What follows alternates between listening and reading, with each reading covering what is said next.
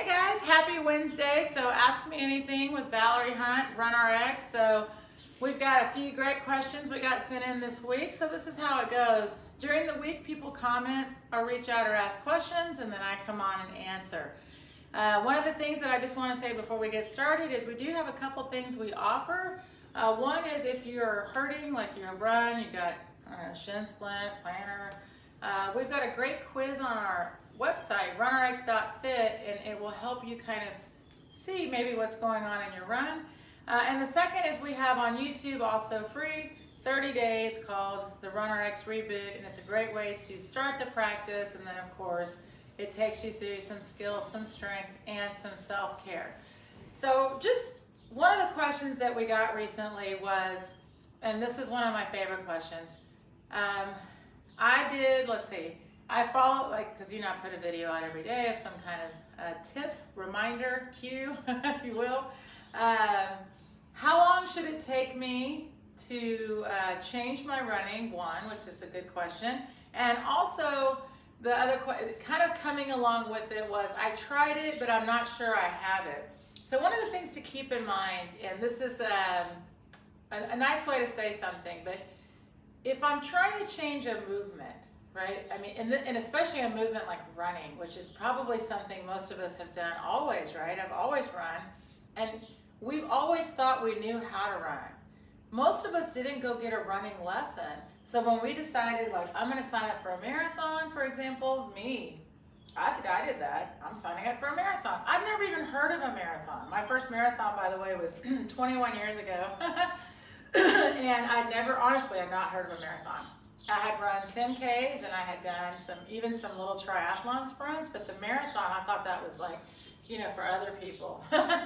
And here I went and signed up, 26.2 miles of suffering. I mean, that was probably an eye-opener of, wow, I really don't know how to run very well because I suffered a lot.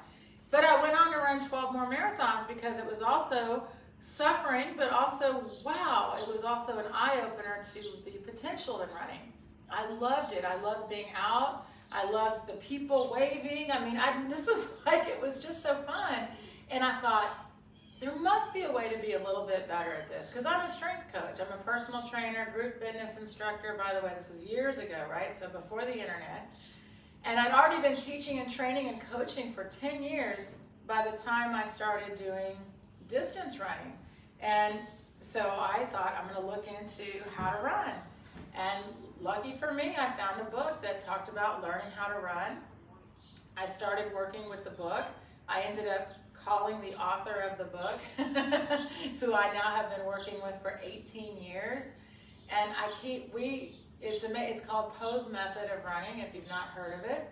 And literally, it's scientific reviewed. It's the only running used in physical therapy that's got CEUs. It's the running of the U.S. Army. It's military running. And the beauty of it is it's working what's called with the laws of nature. And everybody says running is natural. Everyone knows how to run. Well, everyone has a blueprint for running. So yeah, when you watch little kids, it's like free, right? Free play. Even you send the kids out for free play, and they don't need to be taught how to play. They play. They play games like tag, right? Because for them, running is fun. They're still running with just laws of nature running. As we get older, we lose those laws. And instead of practicing the rules of running or the movement of running, when you play a sport, you practice things like kicking, throwing, hitting, right? If I'm playing soccer, I'm doing like drills with my soccer ball, right? As you should. However, we forget that the biggest skill of all is the running, because we have to run up and down the field, or we have to run to get the ball, or whatever it is. But the skill of running is still not really taught. And so changing your mindset to, wow, I should work on my running as a skill is kind of a different mindset. So that's what I do. That's what I help people with. And for me, it wasn't a challenge, because after that first marathon, I kid you not, I had it all. I mean, it was just painful. Like, I had never felt pain in my knees while I was running. My calf was cramping. When I took my shoes off, I had blisters. I mean, it's like everything you could do wrong. Now, to be fair, I didn't really understand what is a marathon. I didn't respect the distance. I certainly do now, but I went on to run, by the way, 12 more marathons and loved it. Ultra marathons I ran. Now I just run for fun, but I spent years running because I love running. And so once you get over the fact that I have to go through a little bit of practice, it is a lot more fun. So that's to keep in mind. And so when someone says, how long will it take me? I'm like, well, it's a movement. And so it takes consistent practice, and it also really, really, really does take a coach, to be fair. Having someone help you develop correct movement and correct perception is what a coach does. So I believe in what we do. What we do is what's called a membership, and you come in for 12 weeks and you work with me. I watch you run, you send me videos, you send me your drills, you send me your check-ins, and we have 12 weeks together to develop the skill, but also the strength and the self-care needed to support the skill. Because we're gonna learn it right now in 5 minutes. You're all gonna learn the elements of running. What is running? And then it has to be practice. And it's like anything else. If you've ever signed up, or if you have kids, and you're like, oh, I want to teach my kid how to swim, and you sign them up for swim practice or swim lessons, or they want to be on the swim team, the swim teacher probably doesn't say, just show up on Saturdays when we have the race. They've swum before. Swimming's natural. No. They have practice. They have meets. They have training. It's a constant thing, right? So your running is similar. So I have this here for a reason, but let's just go over just really quick the base elements of what is running. Running is free falling, and that's my favorite thing to repeat saying over and over because it took me a long time to understand that. We are taught, most of us are taught, I'm going to put this ball here for a reason. Most of us are taught that running is pushing off your back foot, pushing, to reach with my front. Well, there went my ball. Where did that ball go? Back. If I push off my back leg will travel back. While I'm telling my body to go forward, but I'm telling my leg to go back. When your body is doing this, and you're trying to move forward, what's going to happen is you push off the back, this foot has to catch you. Then you're stuck like this. So now I'm here on the ground, and I'm already thinking about pushing this guy. My hip will swing this leg forward and extend it so it can be ready to catch me. So when you run by pushing, you go up and down, and your leg goes back. Then you have to wait for it to come here. So it makes no sense if you start to think about it, because if I push, think about what pushing is. If I was going to try to jump really high up here, sure, I would like to be taller and higher and extend and push. But realize it's a very aggressive action, pushing, because when I extend my knee, I'm loading. I'm loading my calf, my ankle, my Achilles, everything's loaded. And then I'm extending, so it's like a big elevation thing, right? So pushing is when you want to really travel up. In running, it makes no sense to push because I'm supporting all of my weight, by the way, on one foot. So usually when you push, right, you've at least got more stable body weight. This is a shaky balance. I'm on the ground for about 1/10 of a second, hopefully. So if I take this opportunity to push, then I went up, and then my foot came down to catch me, and this foot's way back here, you see? So first I have to understand, why would I push? Like, what does it do for me? And then, so we do the opposite of pushing. What we do is we allow our body weight to fall forward, we pull the foot, and we recover the running pose. But first I have to know, what's the running pose? You see what I mean? So here's the fun part. Running has 3 elements. The pose. This is the running pose. And the running pose is where you pull to. You see? So I pull my foot up from the ground, because pushing is extending. Pull is the opposite. Pull. You see, the hamstring does the work. The hamstring does the work. You do a little bit, you start it, hamstring finishes. You don't have to really do much. You have to break contact with the ground and allow the hamstring to finish the pull. Ankle under hip. So this is a hamstring pull. So you pull to pose. Once I'm in the running pose, this is the optimal pose to use gravity as acceleration. Free fall, free to use. It's here, it's already happening. Like the gravity is already happening, right? We just don't think about it, so we don't think about it. But if you start to get greedy with it, what actually happens is you literally fall and you pull to recover the running pose. Repeating the gait cycle of pose, fall, pull turns into a repeated running movement. And when you run with the correct gait cycle, you have less chance of injury, because if I'm always pulling my foot up to recover the running pose, and we know that in the running pose we're in balance, it reduces impact by half, about 50%, and it allows your body to use what's called the natural response of the ground. Meaning, if I run and I push, remember I said this, push, push, boom, that's 3 times my body weight. That's not very pleasant when I run. Fall, pull, half my body weight, because this is 62% of your body weight, and when you take it forward, when you actually pull your foot, it's 2% of your body weight, and then as the foot drops naturally with gravity, it's reducing impact by 50%. You see what we're doing? We're just helping you to stay in the right pose, in the right frame of reference, meaning when I run, I simply need to let my body free fall. I pull my foot up to keep running. Now I have a to-do. You see? See, it's not challenging when you think about it. I lost my ball. But if I've been running and I've been either pushing, I'm gonna try not to push so hard so I don't lose my ball. Either I've been pushing, so like here's the ground and I've been pushing, right? Or I've been reaching. So reaching would be, here's my ball here and I'm reaching, right? Either way, I'm throwing energy different directions. We want to take the energy positively, use it to simply continue repeating the same cycle. Because think about it, running is the same cycle over and over and over and over. It's the missteps that hurt us. Does that make sense?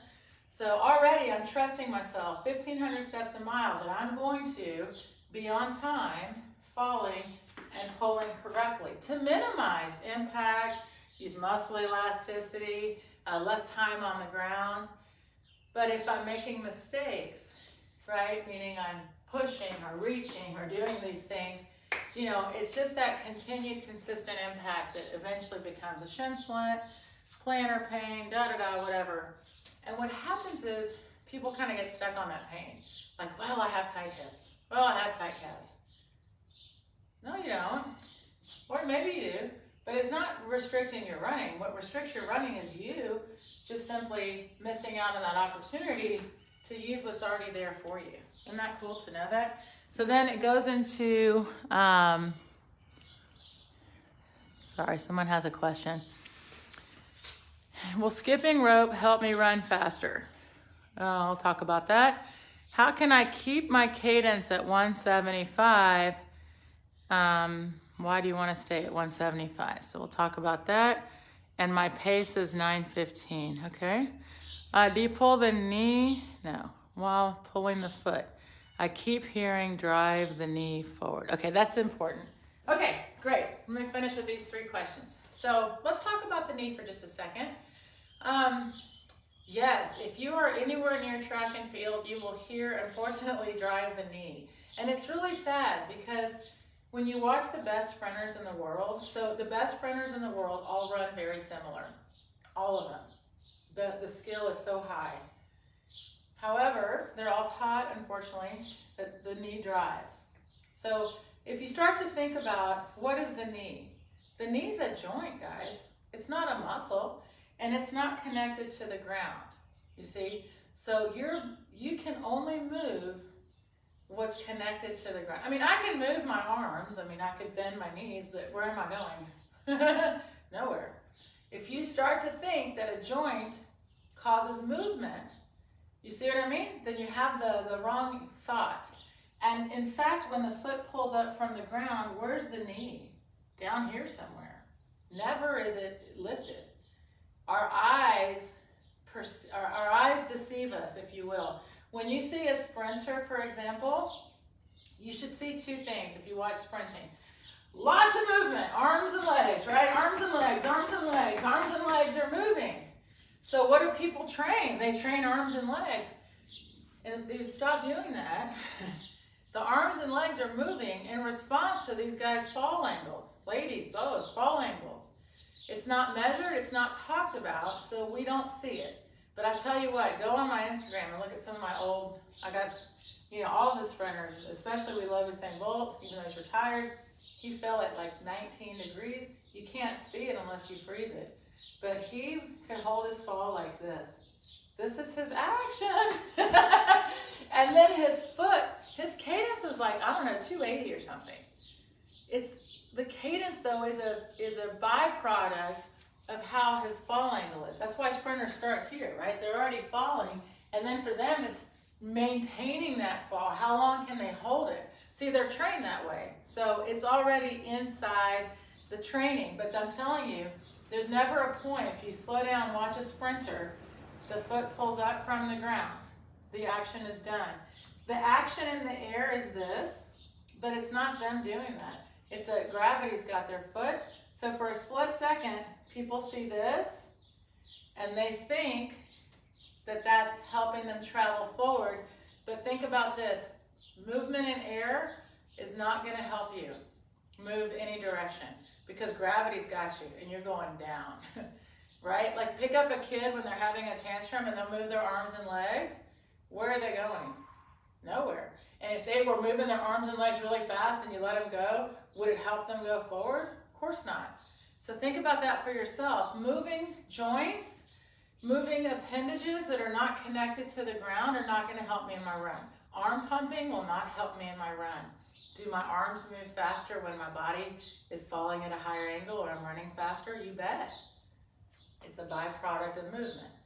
This is important, you guys. And when you start to get that, you will start to let go of like,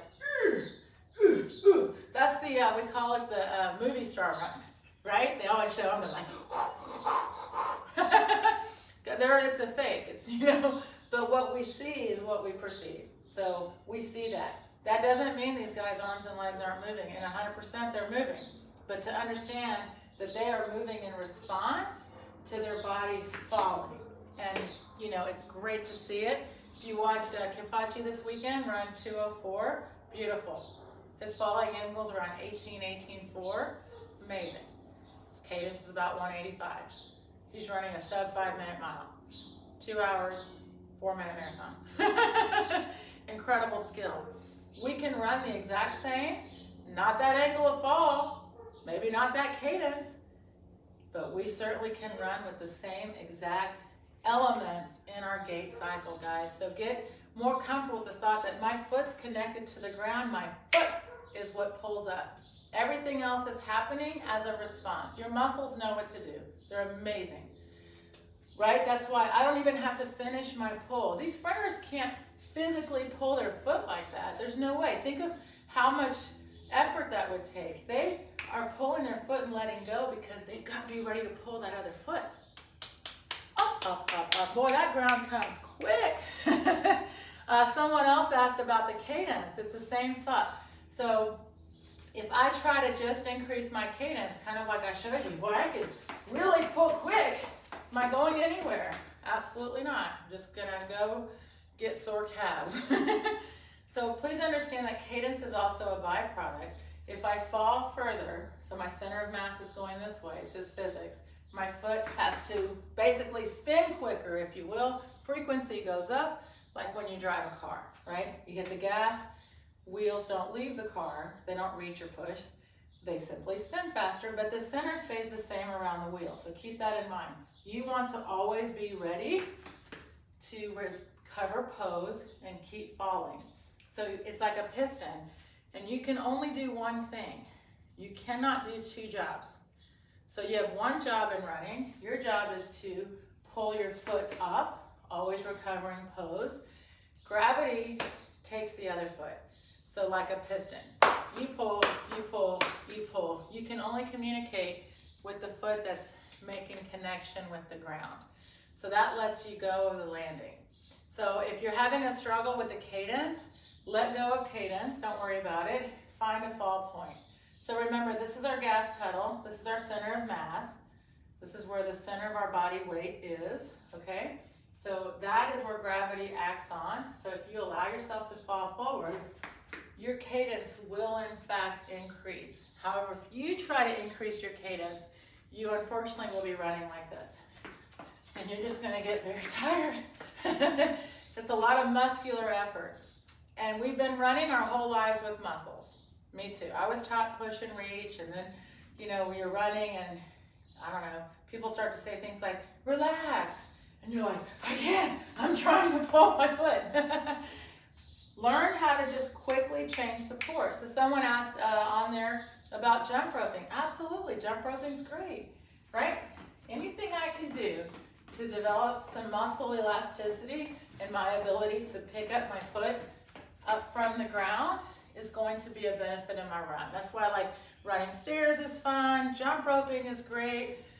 Take your shoes off, go on the grass, do some barefoot running that way. Running barefoot, not barefoot running. This is kind of a funny, and I said it myself. Again, running doesn't change because you're barefoot. Running doesn't change, I just don't have shoes on, right? So I can't run in a barefoot shoe and go barefoot running. Does that make sense?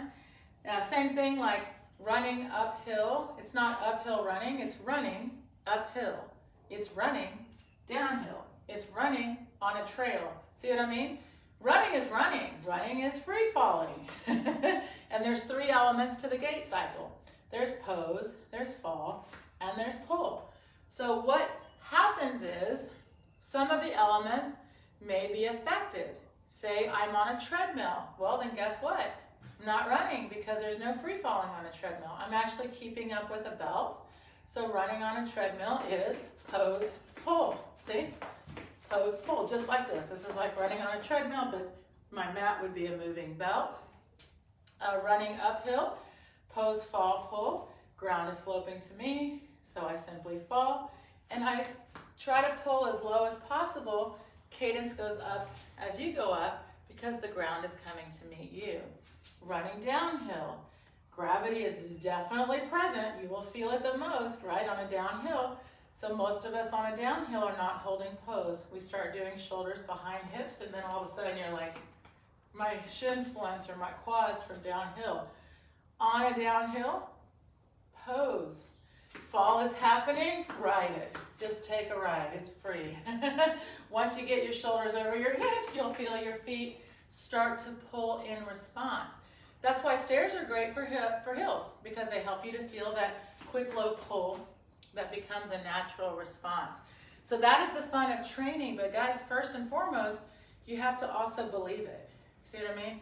I can go out and practice pulls all day long, but if I don't really feel, or I don't want to say feel, but if I'm not yet understanding that first, I have to fall, right? Because then you're not thinking about how high do I pull my foot, you're pulling as a response, right? I have to do some hops just to develop some elasticity. So when I run, it's just much nicer to my body to pull the foot. It all goes together. And again, having someone watch you move. I think it's, not yet, how do I say it? It's not very common, right? If someone says to you, I'm gonna go learn how to run, it seems very odd. And I get that because I've been doing this for so long. But if you start to think about it, it's investing in yourself, right? If I'm gonna go buy a pair of shoes and sign up for the next race, but I know that every time I train for my events, I start to have some kind of twinge, or I'm not hitting my goals, then man, do it. Take the time. Like, let me see. Let me help you. That's what I do. It's your goal, right? Let me help you reach your goal. That's the fun part. So I can stand here and do this, or you can watch me, but I'm telling you, when you can help someone, when I can help you see yourself, it really makes a difference. So definitely check it out. Otherwise, keep asking the questions. I love it. And to be fair, and by the way, so real quick, because he said something about 175 or whoever asked the question, just to know that 180, we refer to it a lot simply because it's the minimum cadence required to use muscle elasticity, and your muscles respond to vibration. And a lot of these studies have been done at NASA. You can definitely go look at the research yourself. And they found that with a vibration plate for the astronauts to maintain bone density in their muscles, which they were losing immediately when they had no gravity, they needed that vibration. So the reason we're kind of sticklers about that is to make sure that you're actually using positive vibrations. And the 180 is like the minimum requirements to use muscle elasticity, no matter your height, no matter speed. As speed increases, so will cadence. But keep in mind that if you are not yet at 180, please don't force it. Average running cadence is 160 to 165 because of using active muscle contractions. But I promise you that if you just do the practice, start feeling the fall, start pulling your feet, you won't even think about cadence. It just will be naturally happening. That it will happen. All right, so keep the questions coming. See you next week. Thank you.